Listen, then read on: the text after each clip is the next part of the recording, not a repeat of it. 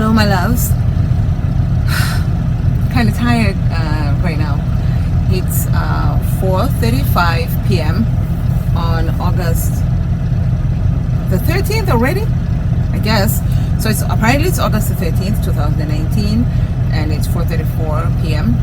And right now I'm at Love's in the city of Tulare, Tulare. I can show you, it's over there. Let me show you. I'm at a truck stop, as you can see. There is the name Love's. I don't love that this place's name is Love's, but that's neither here nor there. And there's the city, Brook, city of Tulare, over there. Anywho, I am in what we will, for the sake of this video, refer to as my truck.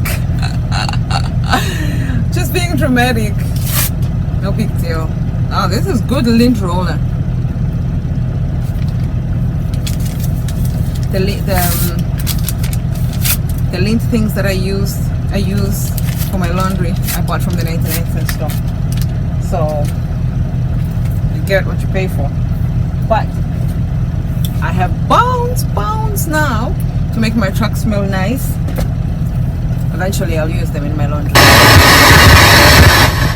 This is one of the issues that I have with the truck radio. It's not why we're here, but for as long as it just happened. It literally came out of nowhere. Right?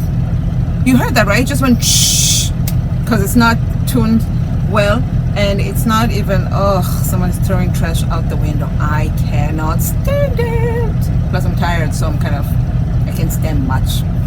I can stand, period, no pun intended. Right. The point of this video is, this is my foot. As I'm saying, that's how flexible I am. I'm sitting here and my foot in my Nike sock. Let me fix my socks. My sock. So I just arrived here at Love's from a client. I was at this client for 7 hours. I arrived at 9 a.m. Or at least 8:50 a.m. or something like that. My appointment was 9. I want to say it's a long story. I'll tell you in the blog, which is babalabrook.com. There's more stories on there, but I'm not gonna tease you like that right now. So let's go for it. Yesterday, where the hell was that load from? This is what happens. You literally forget. At least I do. Okay, so I went to Utah, and then after my home time, and then from Utah I took that load. I had 2 days to deliver it, which is fine because it's about 800 I was gonna say 800 calories. It's about 800 miles from where I was to where I was going, so that's like a 2-day trip. I try to do majority of my miles the earlier days, so if it's 2 days on the first day, so that the day that I'm gonna be at the client delivering, I drive less miles, because you never know how long you're going to be at the client for. Now, they told me, we're aware that you're going to be late for this appointment because of how they scheduled it. And I thought, oh, just by the way, that's my second foot.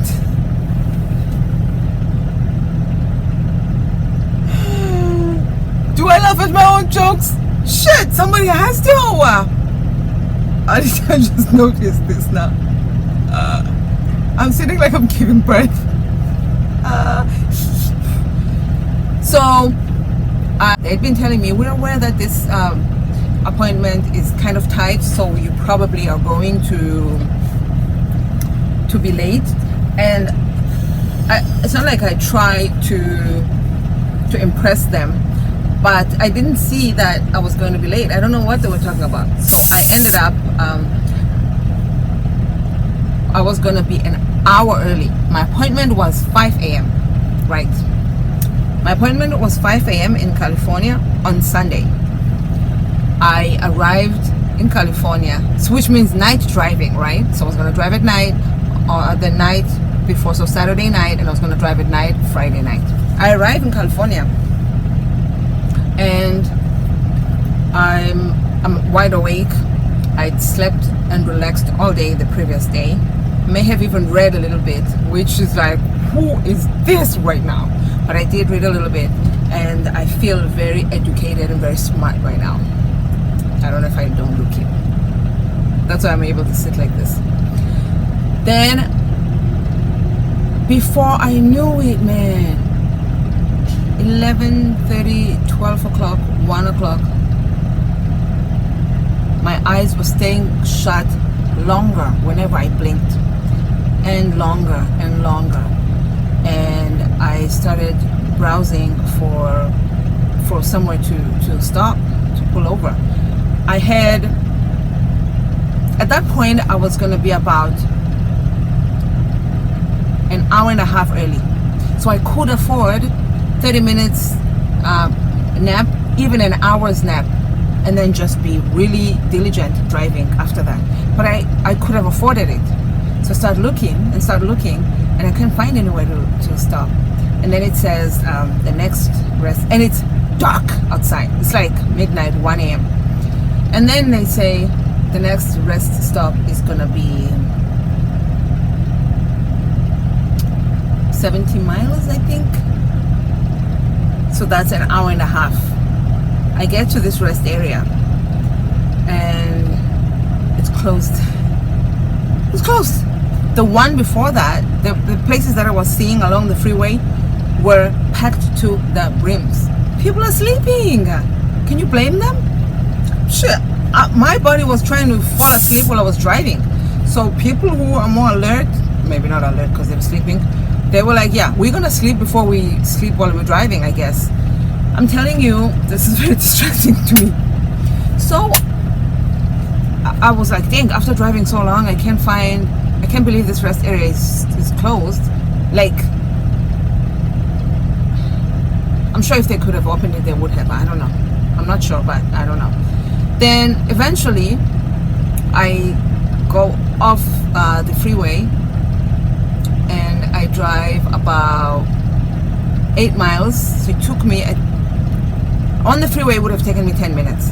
But I'm off the freeway, so it's like 35, 45 miles per hour speed. Luckily, it's in the middle of the night, so there's no traffic. But it's pitch dark. So you're driving in an unfamiliar territory in the darkness. And you're half asleep. So I saw on the thing on the phone that there's a casino where you park across the street from the casino. I go in there, which I shouldn't have. It's not in the casino. It's not the casino property. It's across the street. Here's a giant building, territory of property of the casino. Where across the street? Across northeast. Well, that wouldn't have helped me if somebody had told me it's like it's on the north side. I don't know what that is. But still, like, I don't know where the main entrance. You know, casinos have entrances everywhere. They're trying to get you to get in there, so you can get that money from you. So I say all this to say, my GPS is like, I clicked on the GPS on this tracker's app where it was pointing to the location. So I was like, I'm gonna kind of rely on this because this is the location that these tracking people are talking about. And then I follow. Then it says turn right. The casino's on the right. I look ahead, pitch black, and to the right, I have my brights on. I don't see nothing. And what makes it even harder is the fact that it's bright by the casino, so it's really dark once it's not bright anymore. I don't know if that makes sense. And I was like, so you can't exactly like turn the truck around so you can look and use it as a flashlight. That is not how life works, friends. So I ended up in the parking lot of the casino. There are cars there, like 24/7. It's a casino. Wait, where am I in California that there's a casino? Anyway. And so I go slowly forward. I know I'm not at the right place. The truck is tall, so I'm scouring, and I don't see any other tall trucks or vehicles. So I knew I was not in the right place. Eventually, I'm like, I'm just gonna turn here. It looks, there's no cars here luckily there was no cars in one spot, so I was like, I'm gonna turn right there, and then I'm gonna just take a 30-minute nap and leave. And I'm not gonna be here for a 10-hour reset. Just as you're about to turn into this spot, there's a car right in the middle. So I need to turn wide, especially when you turn right. If it's a small area to turn into, to small lanes, you need to aim your truck to the left. You're opening the trailer up so that when you turn, the trailer tires all the way in the back don't cut corners. You don't want to take stuff with you wherever you're going.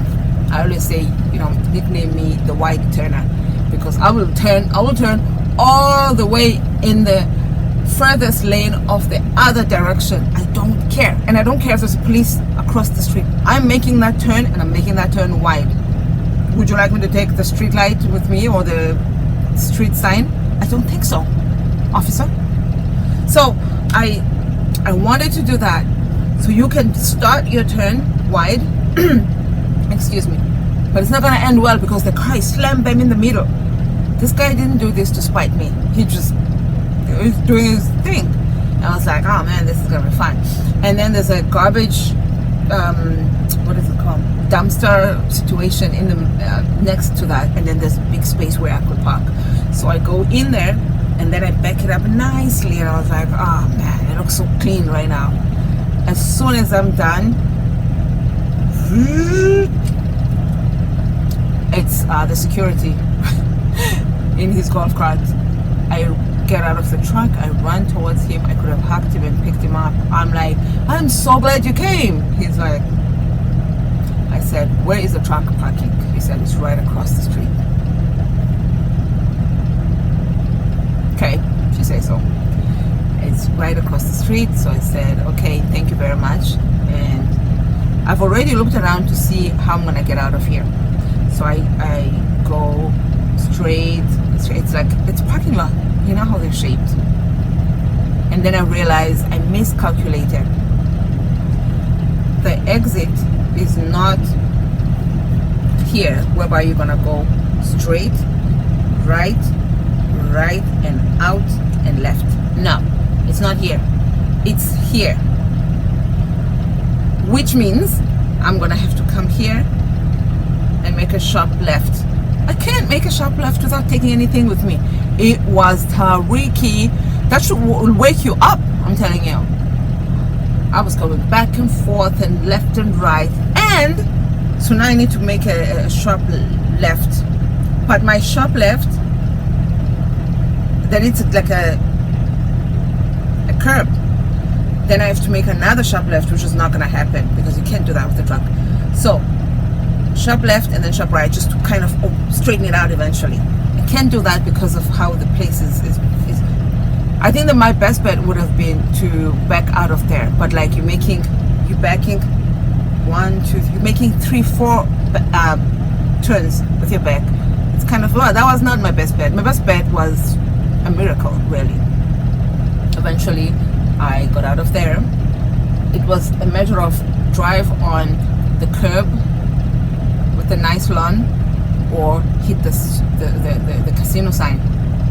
I opted for the curb because that can be replaced, and maybe they have landscape people that that are there every day versus having to pay.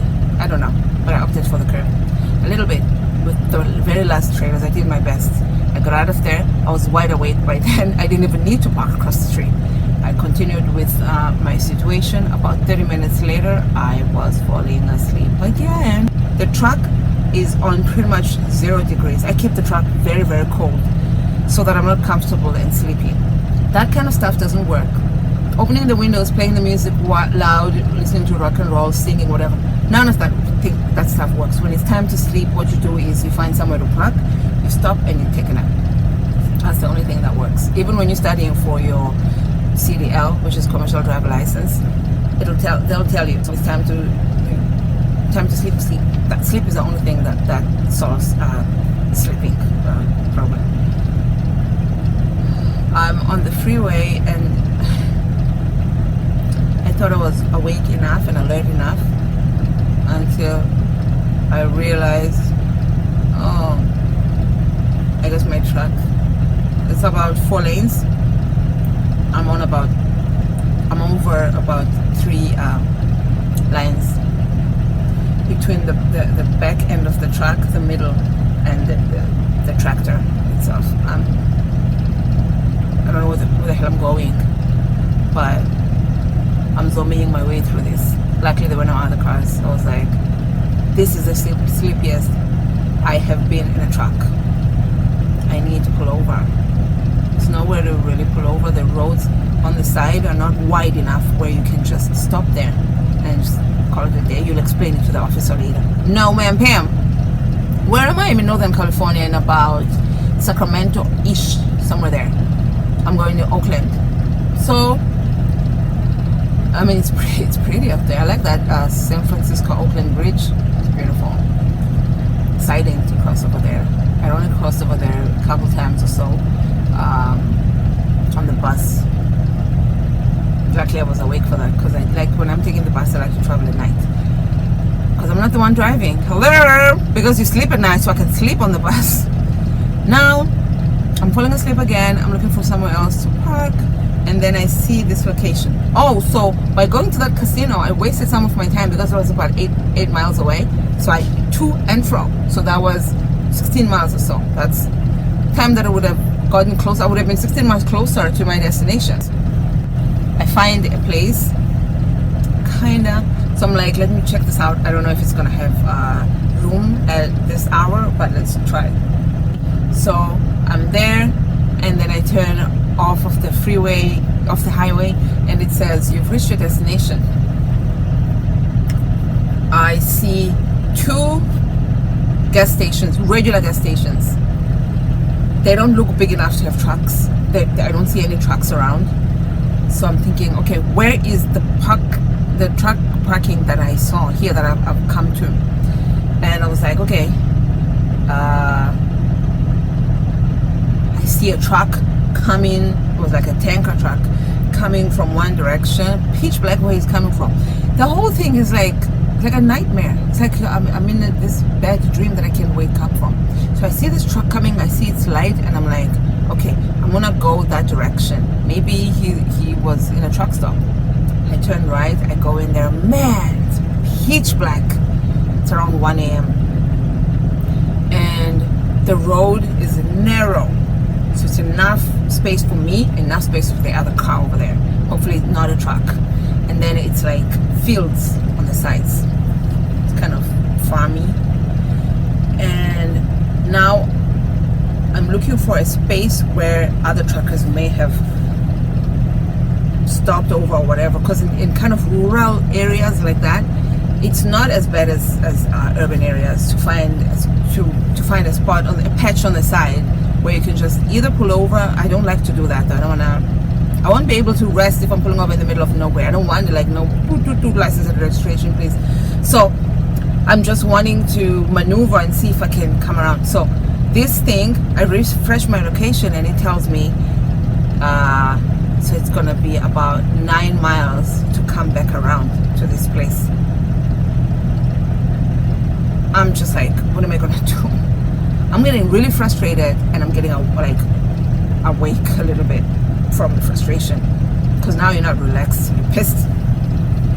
Then I continue driving, and as I pass this, whenever I see a big patch, I see it as I'm passing it. By then it's too late, because you need enough time to be able to widely go in there, especially if you're considering making a U-turn like me. Because I'm thinking, if it's going to take me 9 miles, I'm going further and further away from this place to come back to it.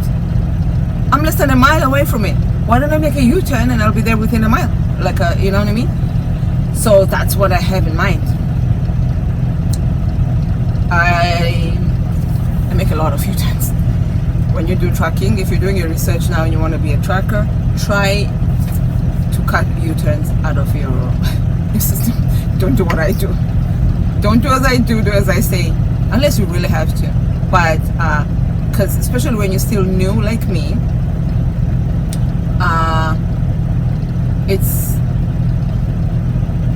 you may not be able to gauge how big the whole situation is in your head.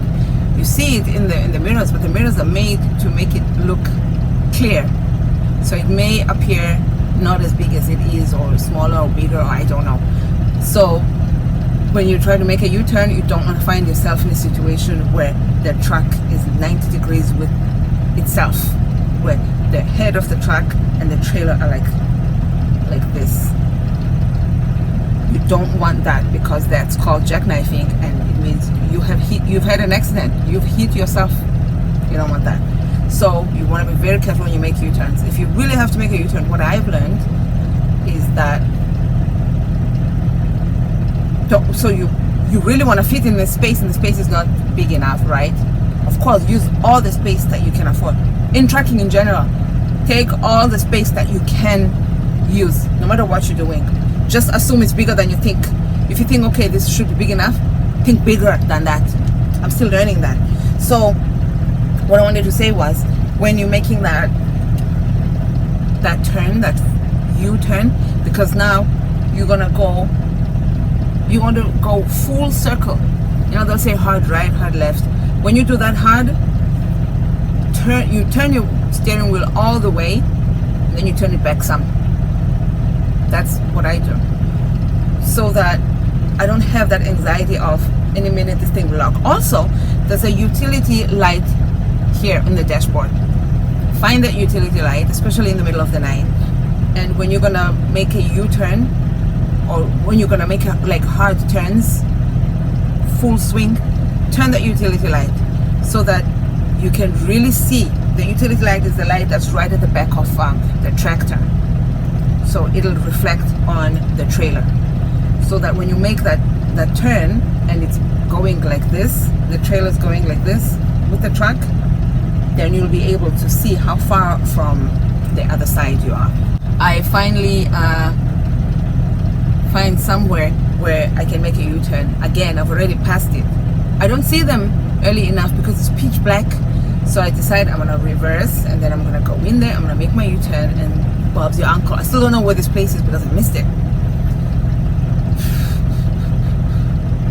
So I make my reverse. I hold on to my steering. I'm already on the road straight. Hold on to my steering wheel. I put my flashers on. Always put your flashers on when you reverse, wherever you are. Just in case for whatever reason they have the radio loud or whatever, they don't hear you beep, beep, beep. They can see that you're doing something when you have your flashers on. So I'm reversing. I have my steering wheel tight. I keep looking in the back. Because of the runner lights, or whatever those lights are called, that are all over the truck, the trailer, you can kind of see the direction. So I can see both sides. I'm like, okay, let's just hold straight. And I think, let me just get out and suss the situation out myself. I get out, and my trailer is facing all the way there. My trailer is already off the road. It's already entering these people's farm. I'm lucky because I have delayed reaction. So in the moment, I don't start shaking and freak out.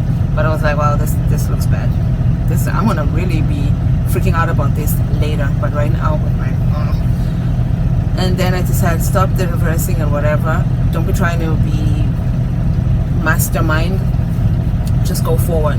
So I go forward, and luckily, not too far from there, I see big space on the left where people may have stopped, and a big space on the right. So I make my full turn. I'm back on the freeway, on the road facing the opposite direction. The Qualcomm, which is my GPS, it says you are going the wrong direction. There's something eerie about that, especially in the middle of the night. In fact, she said that when I was reversing, and I kept reversing. She said, you're going the wrong direction. I thought, wow, I've never heard her say this when I'm reversing. That's why I got out of the car. It creeped me out. Anyway, so now I'm on the right. I'm facing the right way. I keep going, and I don't see somewhere to park. And then I see, as I pass, after I pass, it's too late. I've already passed the off ramp. After I pass, I see this truck behinds. So they're not in the same place that I was going to. This one must not be in the map or whatever. Or this place, the whole thing is all off the grid. It's in a nightmare. And I'm like, oh, I literally said it out loud. It must be nice, because now I don't know where I'm going. And then I got pissed, and I put in my Google GPS this place, and I'm not gonna use the Qualcomm. Qualcomm is the one that's meant for trackers, so you're not gonna be going under low bridges and other things. I thought, you know what, I'll figure it out. I followed the GPS and it took me to this random place and said you've arrived, but I could see trucks over there, but I don't really see an entrance. So I turn right when I see an entryway, but it didn't look like it's meant for me. And I saw a fuel lane, but fuel lanes for trucks, but they're facing me, which means I should have entered from that side, but I came from that side. I didn't see anywhere to go in. So I'm like, should I reverse out of here? I try to reverse. There's a car there. I don't want to end up in the same situation that I was in where I'm off. Oh my God. So I go and there's one guy fueling. I said, excuse me. Sometimes people are really nice and sometimes they're trying to avoid you. And I don't know if they think that I'm a prostitute because I'm a female and I'm at a truck stop and it's the middle of the night. I don't know. I don't know why. Or maybe they just don't feel like it, okay? Is that right? So I go to this guy, excuse me, he ignores me, but I'm still going to him. You're the only people here. I'm gonna ask you what I need. You're the person that I'm gonna ask. Maybe you can say no, but I'm coming. So cover me. So I go there and I say, where's the entrance to this freaking place? You know, and now I'm already parked really strangely to get out of here. He said, yeah, it's over there, blah, blah, blah, blah. You have to enter into another building to get here, another property, another company. So he says, just go the opposite direction. You're already here. Just go the opposite direction of the fuel, whatever. You'll be able to fit in here. So I go in there, turn around, park my truck, and I fall asleep. And that was it. I sent a message to my company and I said, guys, I'm not going to be able to make my appointment. At this point, I have 1 hour left and it's going to take me exactly an hour to get to my destination, but I need to rest. I may have been woken up by this new experience again, but I'm done. I was done. I was frustrated. I was tired. I was done. After an hour, my time is going to be completely up. I'm going to have to take a 10-hour break. That's why I was like, oh, this is, you know. And I told them, they said, so I gave them the address and they said, if we can find somebody to come and pick it up, we will send them there. And I said, okay, my cell phone's on. I am going to be here. Thank you. And I went to sleep. So that's how that went. And they never sent somebody, so I still had that load to deliver. Then they sent a message saying the client cannot be able to pick up your load this evening. It has to be in the morning, so deliver it tomorrow morning. So I had an entire day to rest, which I used to spring clean my truck and then sleep. So it ended up working out to my favor after all, and I'm really thankful for that.